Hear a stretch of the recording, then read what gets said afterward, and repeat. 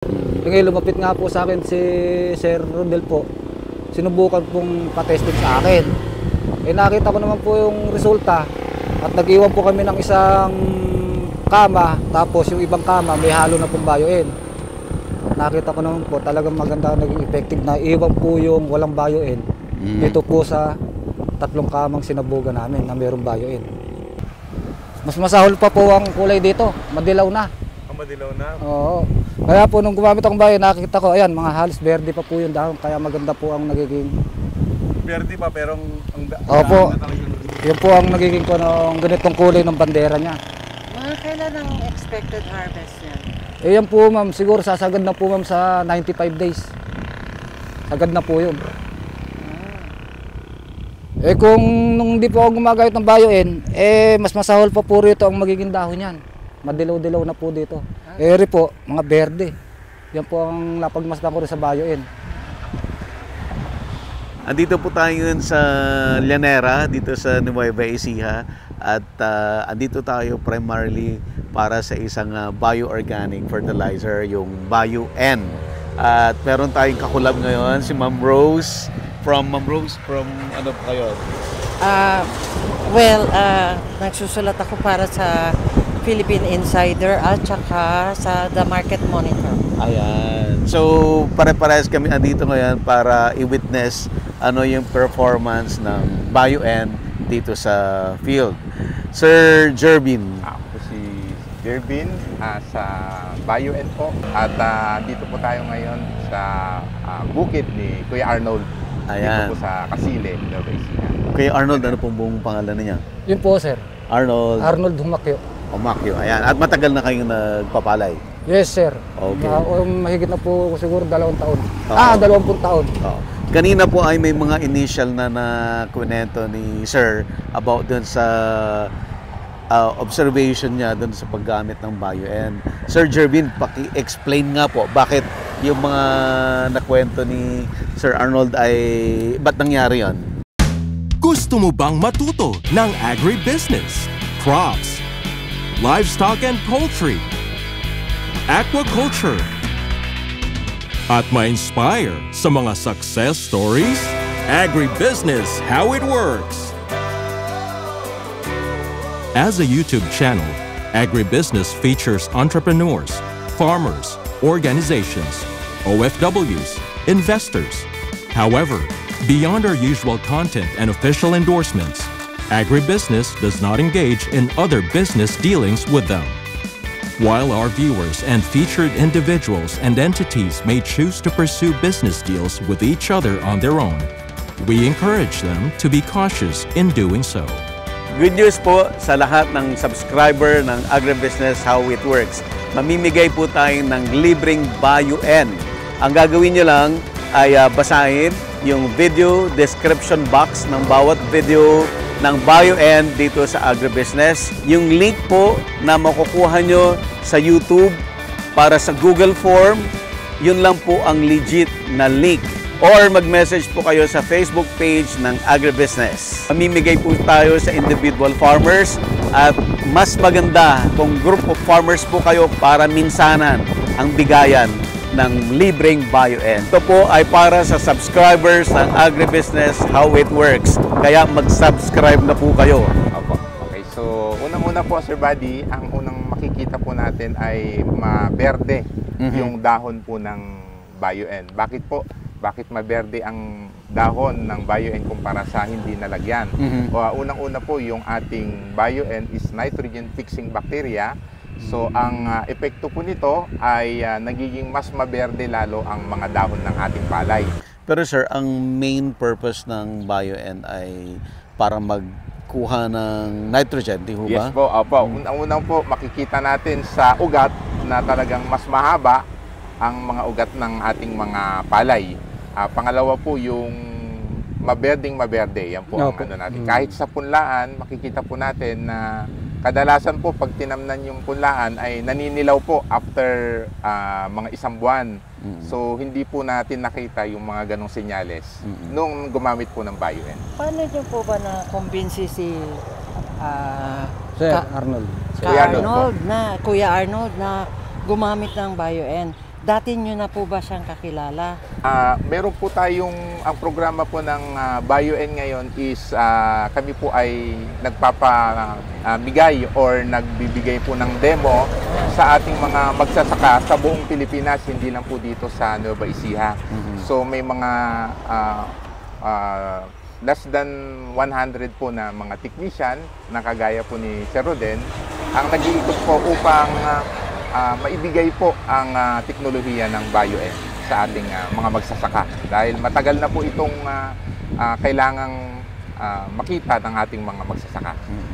Sir Jerwin, pwede niyo bang ikwento yung protocol? Paano ba gamitin ang BioN? Opo, Sir Buddy. So, napakasimple po ng paggamit ng BioN na ginawa po ni Roden at ni Kuya Arnold. Unang-una po, yung pagka po meron ng suwi or meron na pong tumubo na ugat ang ating binhi, ihahalo lang po natin diretso at saka po isisid coat. So, ganun lang po siya kasimple. Yung ready to sabog or ready to na ipupunla na po ang ating mga binhi, ihahalo lang po natin doon. So, ganun lang po siya kasimple. At isa po ang BioN sa pinakamadaling gamitin. Opo, napatunayan ko nga rin po talaga yan. Kita-kita ko po talaga yung resulta ng BioN sa punlaan. Later po ipapakita natin yung actual na pag-seed coat para makita ng viewers natin exactly paano po ginagawa. And then, Sir Jervin, after na i-seed coat siya, ano ang next na gagawin? Ang una po dyan is once po na seed coat na, mas maganda po kasi kung umaga dahil live bacteria po or buhay yung ating BioN. So, mas mainam po kung gagawin natin ito sa umaga. After po na ma-seed coat, diretso isasabog na po yon sa ating punlaan. So, ganun po ang ginawa namin ni Sir Arnold. Ganun po talaga, sir. Kasi sa umaga po kasi, gustong bago isabog, haluan na namin ng BioN bago isabog. Kasi pagka po sa hapon, medyo alanganin po at medyo matindi sikat ng araw sa maantala po yung kanang tubo ng bini pagka sa hapon pa. Iba po kasi sa umaga. Medyo maganda po ng panahon. Ang pinag-uusapan natin ay talagang umagang-umaga, meaning mga 5 o'clock. Hindi naman po, mga 6, before 6, gano'n. May sunlight na. Bago po, sir, sumilay. Opo. Sir, okay, di nag-seed coat, tapos ano po to? Direct seeding ba to or may seed bed muna? Yes po, Sir Buddy, maganda po yung tanong niyo. Ang application po ng BioN ay the best na ginagawa natin sa seed coating. Okay. Dito po sa Nueva Ecija, dalawang klase po ang pagtatanim. Pwede pong pinupunla, saka po itinatransplant o yung transplanting po natin. Magastos yun. Ayan, medyo mas magastos, pero mas maganda dahil naobserbahan ko, kagaya po nung etong tanim natin ni Sir Arnold ay transplant po ito. Transplant po. Transplant po yan. At meron naman po yung seed coat, diretso isasabog na po. Yung sinasabog, ano yun? Tuyo yun. Tuyo. Meron pong dito rin po sa Nueva Ecija, dalawa rin po. Pwede pong tuyo, yung dry po siya na isasabog na, yung sabugok, sabi po namin. Pero dito po dahil irrigated, may tubig, kadalasan po yung wet. Basa po yung lupa. Yun po ang Mas kadalasan. madali siya makapasok sa Opo, lupa. lalo na po kung may BioN, tubo-tubo pa yung sa lupa. Opo. Hindi po ba siya attractive sa mga insects yung BioN? Hindi naman po, ma'am. Maganda po yung tanong ni Ma'am Rose. Kasi po, naobserbahan nga po namin dahil maberde po, pero kung mapapansin po natin, matigas ang tangkay at hindi po siya maberde na malambot. Meron po kasing yung kapapataba. Opo, malambot, attractive po yun sa insect. Pero dito po, nakikita natin na hindi po siya, hindi po malambot. Sir Jervin, di natapos natin yung, let's say, assuming nag-transplant tayo, no? Ano ang chances na gagamit pa tayo ng BioN? Ang protocol ay, di ba, once lang? Once lang po, Sir lang? Buddy. Yung po ang kagandahan. Once lang po natin gamitin. After seed coating, wala na pong ulit. So, isang beses lang po. yung bacterium pong yun na yung dadami sa ating mga Sa lupa? sa ugat Halaman. po mismo. Kakapit siya sa ugat at Pero pag nag-harvest, doon pa rin siya? marami rin pong factors eh. Pero ang BioN po is pag kumapit po ang ating bacteria sa ugat, siya na po yung gagawa ng pataba para po sa ating palay. Yan Pero po ang hindi prinsipyo. hindi siya pupunta sa lupa. Doon lang siya sa ugat. Kung pagtungkol po dun sa posible po dahil nga naaapektuhan po yung sumunod na tanim kagaya po nung mga punlaan, nagiging maberde pa rin po siya, Ma'am Rose, dahil yung mga pong naobserbahan namin sa part ng Rizal sa gawi po dyan, increasing po yung yield. Increasing po. So, ibig sabihin po, yung gumagamit ng BioN, 1, 2, 3 beses, napansin po namin na tumataas ang Paganda ani. ng paganda. Paganda ng paganda habang Okay. Pero sir, yung sinabi mo na yung succeeding na harvest sila paganda ng paganda, every cropping cycle, gagamit sila ulit ng BioN. gumagamit po sila. Tama po, sir. Okay. Yun nga, nakikwento na nga rin po ni Sir, nasubukan nila. Gumaganda raw po ang ani. Bakit di po namin pwedeng subukan na subukan? Kung ikagaganda naman po ng ani. Nung magsaka, malaki pong tulong. Tama Kung po. maangat po ang ani ng magsasaka, sa katulad po namin, katulad ko, kung aangat po ng angat ng 20 kaban kada ani yan, bakit po hindi natin subukan na subukan? Opo. Yung pong BioN. Nakikita naman po ang patunay. Yung po ang pong patunay. mga kapwa farmer ninyo na nagtatanong kung paano sila makakuha ng BioN, paano nyo po sila i-refer sa kanila po? Ang refer ko rin po sa mga kasamahan ko, meron ka akong nagpupunta sa akin ditong technician, si Sir Rodel. Pag naaktuhan ka ako, patatawag ko kayo para makausap nyo. O puntahan namin sila doon sa kanilang bahay, i-recommend ako si Sir Rodel. Para dun sa sinasabi ng BioN na maganda sa bukid, maganda sa palay, dahil nakikita na may resulta. Kaya tinatanong nila kung anong yung fertilizer o ano yung gamit ko. Ito nga po ang tinuturo ko, yung BioN. Sir, ibig mong sabihin, BioN lang ang ginamit mo? Wala kang ibang ginamit na Buhat fertilizer? po sir, nung matuto ko magsaka, ala po kaming hinahalong mga ganyang bagay. Basta kami direct na sabog agad sa punlaan. Aha. Pero ito pong pinasubok po sa akin ni Sir Rodel, alang mawawala, doon ko na po napatunayan. Kaya nga po Pero sabi ko gumamit ka kanina. ng urea, konti. Opo, kasi po hindi po kami ganong nag-urea rito kasi uso po yung mga hanip dito, lalo mo po sa mga hybrid. Yun po ang iniiwasan namin, kaya nagkukontrol kami sa urea.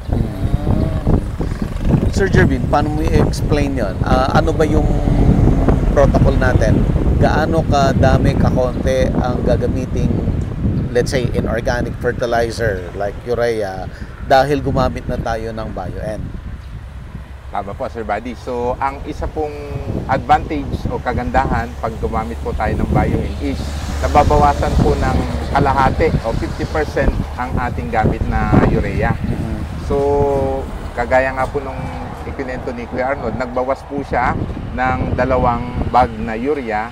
Ang urea po dito sa Nueva Ecija ay nasa 1.5 hanggang 1.7. Opo. So, imagine po yung 2 bag, 3,000. that is 3,400 versus napakamura lang po yung ating BioN. So, ang kagandahan pa po niyan kung mag-i-increase o dadami ang ating ani, ay naku, napakagandang advantage po niyan ang ating paggamit ng BioN. Pero sir, dahil trial to, binigay nyo muna sa kanila ng libre. Tama po, Ma'am Rose. Ngayon, yung susunod na kuha nila, magkano po ba ang BioN? Ayan. Apo. Yan po maganda, ma'am. Natanong. Diretso po ba agad? Okay. So, ang ating pong BioN ay gumagamit tayo ng 5 pakete sa isang hektarya. Area. Opo. So, ang ating pong isang pakete ay 200 grams. So, 1 kilo po ang ginagamit natin. 1 kilong buto po. 1 kilong BioN po. Ay, 1 kilong BioN.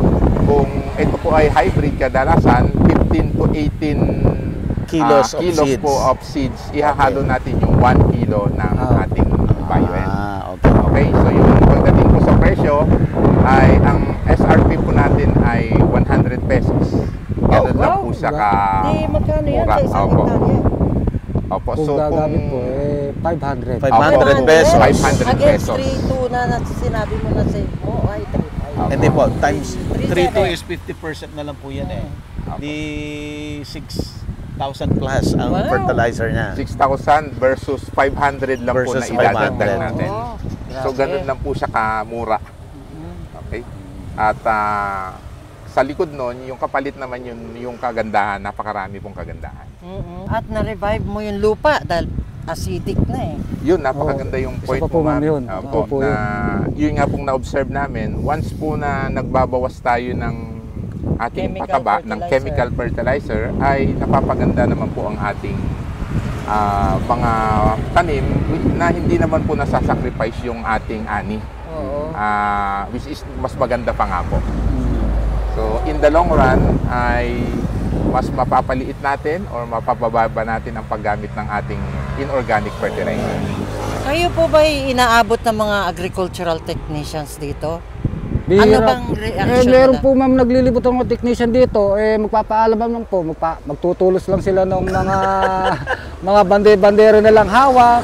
From the ano po yan, ibang chemical Oh, companies ibang po yan. chemical naman po. Papaalam lang po sila ng gano'n. Pero yung po katulad ng ginagawa ni Sir Rodel, iniikutan, tinatanong, approve po ako sa ginagawa ni Eric Sir Rodel. Ayun, napapatunayan nga Dapat po. nagpapabayad kayo, commercialization yung ginagawa Sa nila. ganung bagay lang naman po, ma'am, okay lang naman po sa amin dahil ala naman po mawawala sa amin. Nakatulong pa ako sa kanila.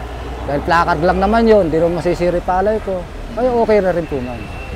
Sir, pwede ba nating ipakita ng malapitan at i-describe nyo sa amin ano yung magandang nakikita natin dito sa palay ni Sir? Pwede ba, Sir? Opo, sir. Ano natin? Opo. Pakita natin? Ito po. Kung makikita nyo po sa gilid, ayan po. Sir Jervin, sige po, paki-explain po anong magandang nakikita natin dito sa standing crop. Okay po. So ito po makikita natin na talagang napaka-verde po sila pero talagang lungay-ngay na yung mga ano po niya, yung mga talagang makikita mo na parang mabigat yung mga butil. So mag-sample po tayo, titingnan natin kung sa isang hill o isang puno kung ilan po yung nagiging Suwe. suwi niya. Sige po. So Bubunot ba tayo, Sir? Siguro po igaganon na lang po natin. Bibilangin na lang po isa-isa. Bibilangin na lang po natin dito. So, Ah, ito sige, po, sige. sampulan natin to. Hindi na po tayo namili. Apo. Okay. Sa So gilid. bibilangin po natin yung suwi. Sir, tulungan. 1, 2, 3, 4, 5, 6, 7, 8, 9, 10, 11, 12, 13, 14, 15, 16, 17, 18, 19, 20, 21, 22, 23, 24, 25, 26, 27, 28, 29, 30, 31, 32, 33, 34, 35, 36, 37, 38, 39, 40, 41, 42. So hindi na po natin isasama to. Dahil Ayan, ala na po. 42. So yan po makikita natin usually po ang basihan natin diyan sa ating bukid, mas marami po yung suwi, mas marami yung potential na magiging ani. Ani. Buddy. So Opo. mas malaki po yung puno, Kuya Arnold, ay mas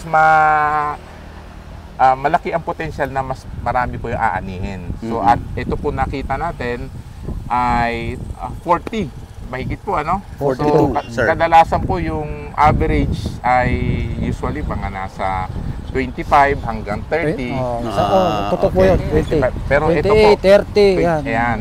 Maganda na po yung 30 plus pero ito po 40 ng 40 to 42 suwe. 42 po na suwi. Sir, nung tinransplant to, ilang binhi, Kompo, ilang dalawang palay yung tinusok? dalawang komposer, Dalawa.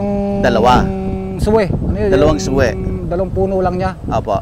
Dalawang tingting. Dalawang tingting. Stem po, yan. Oo, Wala, so dalawa. yun yung naging 42. Out of 42 na suwi po, ilan po yung mamubunga doon out of 42?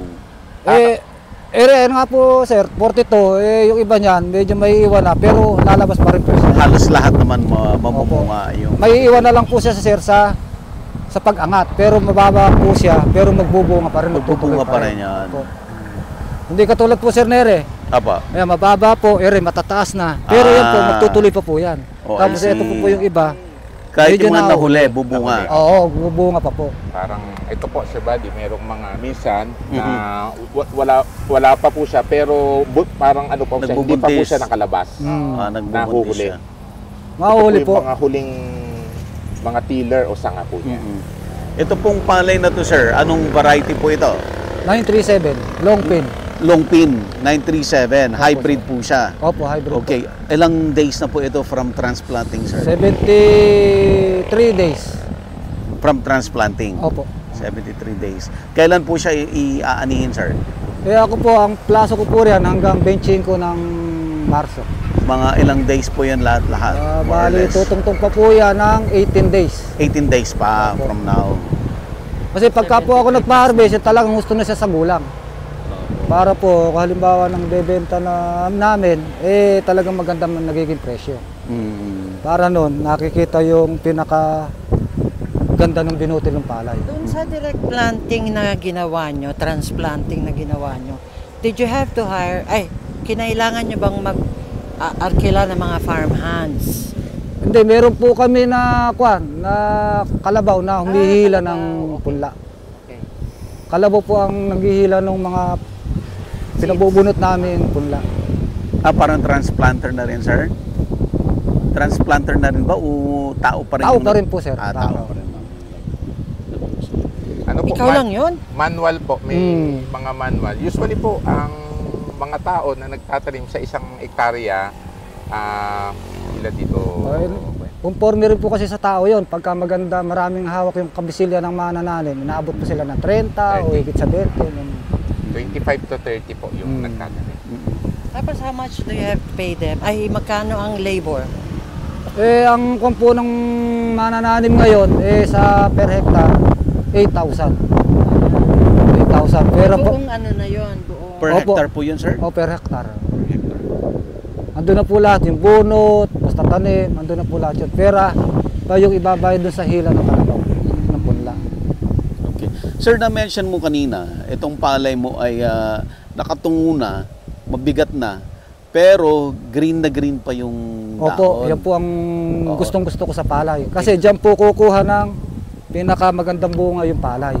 Pagka po kasi dumilaw medyo hindi na po magaganda. Hindi na po kukuha ng laman niyang batok na yan. Pagka tinamaan po ng itong bandera niya, pag tinamaan po ng panyan, dumilaw. Sakit ho ba yun? Opo, nagiging sakit po yun. Sir Jerwin, ipaki-explain bakit yung palay ni Sir ay hindi nagkasakit o bakit green na green pa rin siya? Yes po, dahil po yan, tama, maganda po yung tanong ni Sir Buddy. Ano po? Dahil po yan sa epekto ng Azospirillum, yung active ingredient po natin ng BioN. Ang ginagawa po niya is dahil nga po mas yung ugat niya is mas marami, mas marami po yung nutrients na sumisipsip sa ating pong lupa. Kaya ang ating pong mga palay ay mas malusog, mas maberde. Yan po. So, ito po, gusto ko lang po ipakita yung sinasabi ni Sir Arnold na kahit po yung batok niya, ito po yan. Pwede punutin, sir. Ayan. So, kahit po yung batok niya ay May laman po siya. Yung ibig sabihin po namin yung batok, yung pinakadulo na, yan po, ay meron na pong mga laman. Dahil green pa yung pinakadahon niya. Opo. Yung verde po nito ay napupunta po dito sa habang pinapahinog niya, napupunta po dito sa batok. Pag ito po kasi ay nanilaw, dilaw na at yung batok po ay wala pang laman, kadalasan po yun ay nagiging ipa. Ala na pong laman talaga. Wala nang laman. Wala pong laman. Yun po yung kalimitan na nangyayari. Yun po ang Okay, so isa pa po dito, Sir Buddy, talagang mahaba po yung ano niya. So makita niyo po, mahaba po yung yung bunga po niya, yung binunga po niya. Oo, opo. Yan. Siguro mayroon po tayong maikukumpara mamaya. Ipapakita po namin yung with BioN at yung wala. Pero parehas po ng breed, Sir Buddy. Okay. Po. So parehas ng breed, parehas ng age ba? Parehas po ng age, pero makikita po natin yung difference. Yung difference, yung haba po ng bunga. Ayan. Pag tag-ulan, sabi nyo, interesado kayong ipagpatuloy ang BioN sa pagtanim nyo sa pag-ulan, tag-ulan. Oo. Ano nakikita mong mga posibleng mga obstacles sa ganitong resulta? Dito po sa nakikita ko, lalo na kung tag-ulan, medyo konti bawas po kami sa pataba. Mas lalo po pong hihinaan ko ang Pataba lalo. Pataba dahil epekto ng BioN. Kasi ngayon lang po nagbawas na ako ng pataba, lalo na po sa tag-ulan. Dahil ang ulan po natin, parang may halo na po kasing pataba yan. Kaya magbabawas pa po ulit ako sa tag-ulan. Yung ulan po natin kasi ay nitrogen. Opo, yun na po ang... Nitrogen is in the air. Yes. Sir Jerry, may gusto ko pang i-emphasize dito bago tayo tingnan yung ibang taniman. Okay po, so isa lang po ang masabi ko dito na tingin ko po na satisfy naman po si Kuya Arnold na dahil sa paggamit niya ng BioN na 5 pakete sa kanyang 1 hektarya, which is 500 pesos. Ngunit ang epekto naman po, makikita naman po natin ay napakaganda. So, yun lang po. Thank you po. Sir, anong masasabi mo, sir?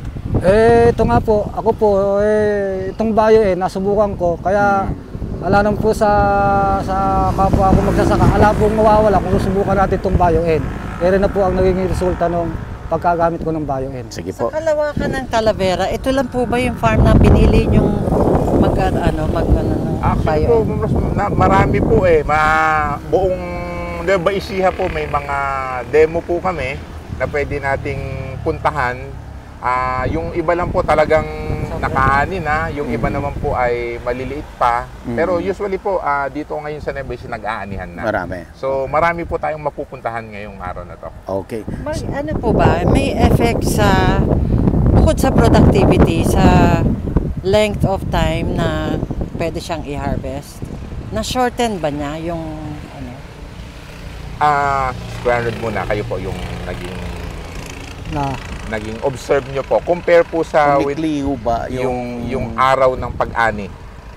Sa ako po kasi sa long pin, observation ko po talaga kahit na po hindi ako gumamit ng BioN, talagang sumasagot po ako sa 95 days. Okay. Ngayon po, sa observation ko rin naman po, kahit po ganyan po kaganda palay ko, ganun pa rin po kung pa-harvest yun sa akin.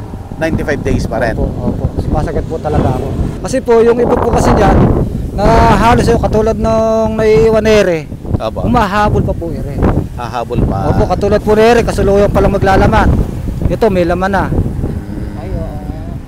Yan po ang pinagbabasihan po Tapos namin. Tapos yung iba dyan. medyo na. Yan po ang hinahabol namin sa 95 days na harvest. Kasi ito, kasalukuyan pa lang po maglalaman to eh. Ere naman po, may laman na, yan. Pero yan po, magkaantayan po yan. Maghihintayan po. Sa 95 days. Opo, sa 95 days. Okay sir, pwede ba tayong bumunot na? Sige Opo, po. sir. Kayo na pong Kayo, kahit saan, wala nang pili dapat. Kayo po sir, saan po kayo, alin po bubunutin natin sir? Pwede po, ito po isa. I-test po natin yung isa para... Ayan, diba? Okay. Talagang... Malaki. Siguro isaw-saw po Sir, natin. isaw-saw natin para matanggal yung lupa. Ayan. Ayan, okay. So, Sir yan po, Sir Buddy, Jervin, makikita it is natin talagang napakahaba po nung ugat niya. No? Ayan po. Hanggang dito po yan, no? Mahaba yung roots at Mahaba makapal yung roots yung... Tsaka malaki po yung puno. Sa katayo nyo na lang po sir yung pinakakatawan. No? Malalaki yung Malalaki po. katawan. Lasaw niya, pinakalasaw. Kaya po maganda ang nagiging inuhay. Kaya po itong nasa mga konere, kaya gusto ko lang po 95 days para maglamang po ito, makukuha pa namin. Makukuha lahat. Okay po. Good news po sa lahat ng subscriber ng Agribusiness How It Works. Mamimigay po tayo ng libreng Bio-N. Ang gagawin nyo lang ay basahin yung video description box ng bawat video ng Bio-N dito sa Agribusiness. Yung link po na makukuha nyo sa YouTube para sa Google Form, yun lang po ang legit na link. Or mag-message po kayo sa Facebook page ng Agribusiness. Mamimigay po tayo sa individual farmers at mas maganda kung group of farmers po kayo para minsanan ang bigayan ng libreng Bio-N. Ito po ay para sa subscribers ng Agribusiness How It Works. Kaya mag-subscribe na po kayo. Agribusiness merch is now available on Shopee and Lazada. Agribusiness How It Works. Instruct, inspire, succeed.